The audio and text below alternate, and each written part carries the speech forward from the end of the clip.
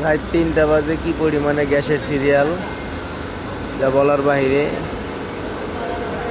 3:30, 3টা প্লাস, 3:20-30 বাজে, 3:30, 3টা বাজে আসার পরে সিরিয়াল দিছি। গাড়ি এখনও 15-20 টাকার পিছনে।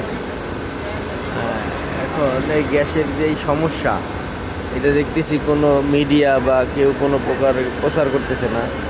আসলে এই সমস্যাটা কি সমস্যা আমাদের একটু জানার দরকার ছিল।